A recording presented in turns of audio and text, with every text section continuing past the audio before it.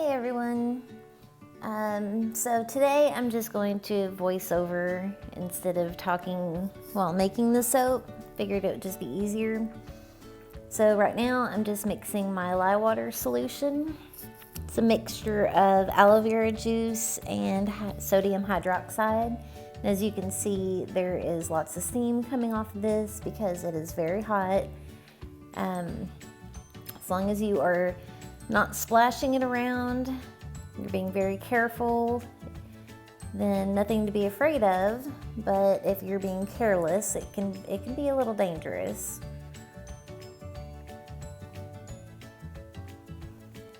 So this is sodium lactate. It is a salt product, and what it does is help harden the soap bars so that I can remove them from the mold just a little faster and cut them a little bit quicker. Otherwise it could take several days to get it out of the mold. With this, I can actually get it out of the mold within about 24 hours or so. And now I'm adding just a little bit of sugar, which can actually help with lather. I know that sounds strange, but just a tiny little bit of sugar can actually help create nice, big, beautiful bubbles in your soap.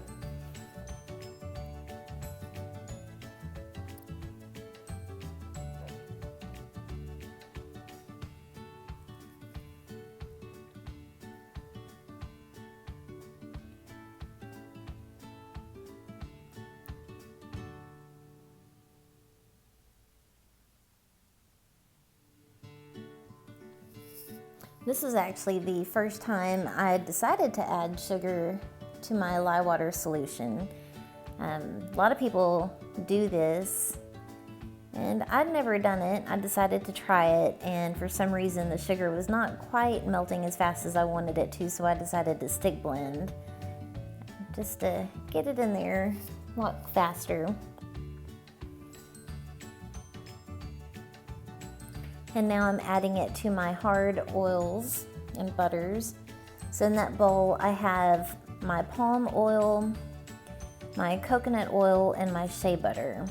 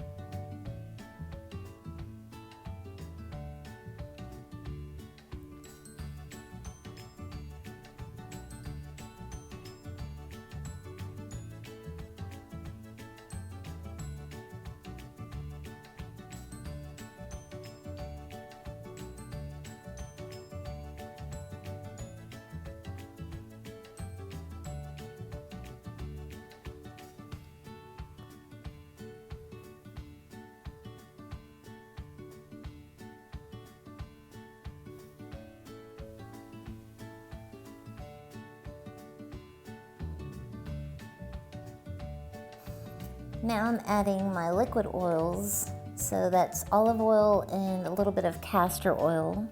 The castor oil actually aids in the bubbles as well.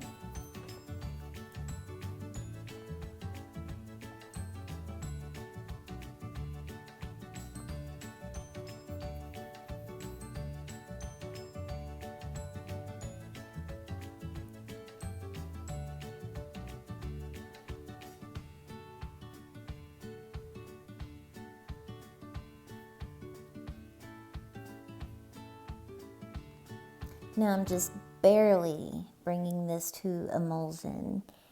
I just barely want it mixed because the design I'm going for is a little bit of a complicated design. It's not necessarily complicated, it's just a time-consuming design. So I don't want my batter to thicken up by the time I'm getting to the last layer of my soap. So I want there to be plenty of time, and I want my batter to be nice and fluid through all of it.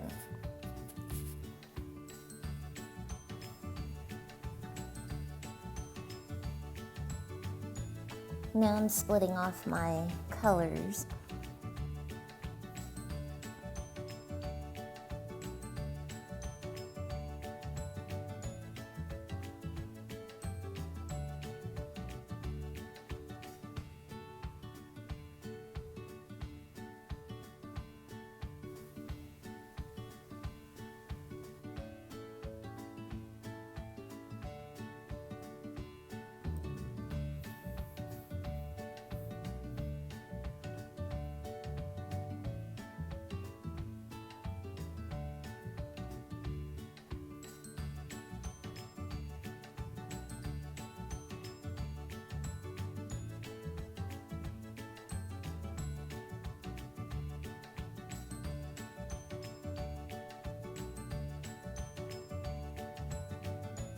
As you can see, I'm a little unsure of how much I want in that container.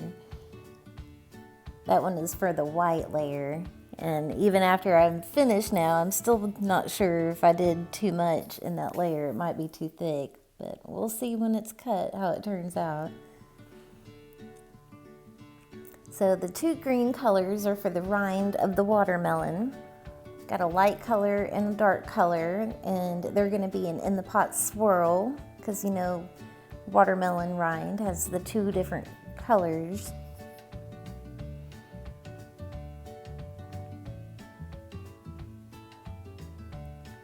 And both of these colorants are from Mad Micas. They're one of my favorite mica suppliers.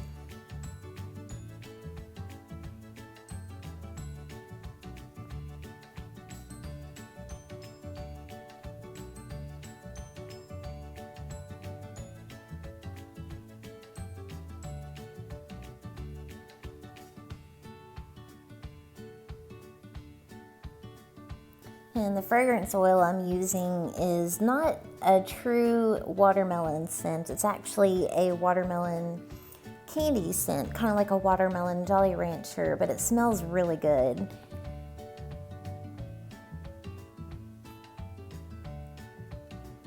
And that's what I was doing right there, was measuring out the fragrance oil.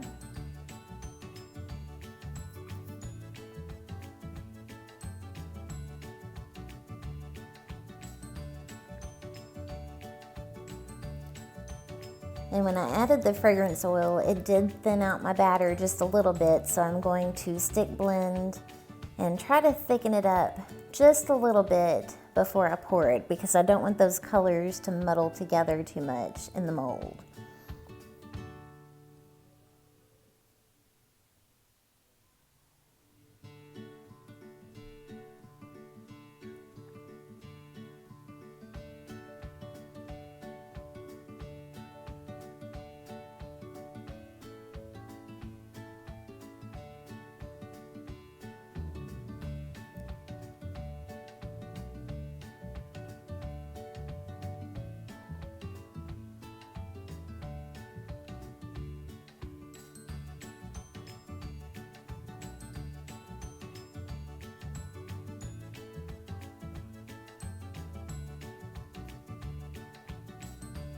When you see me tap down like that, it's because I got a few air bubbles in there. I'm trying to keep them out of the soap batter. Don't want air bubbles in the final product.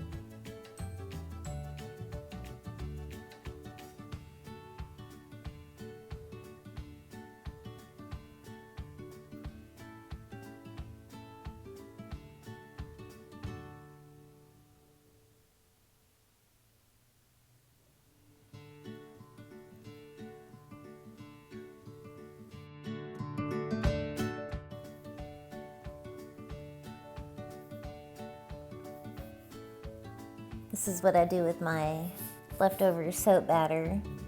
I didn't want that bottom layer to be too thick, so I decided to take the leftover and pour it in one of my soap molds, or my favorite leftover batter molds, I guess I should say. And now I'm just fussing with it.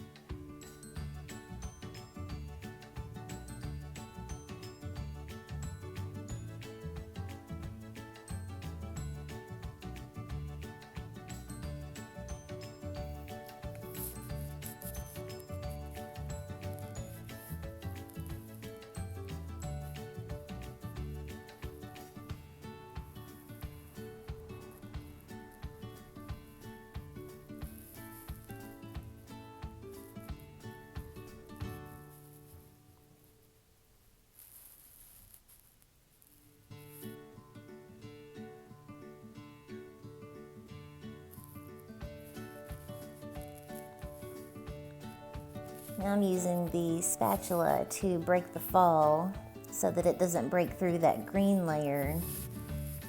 I want it to sit right on top of the layer, not actually break through it.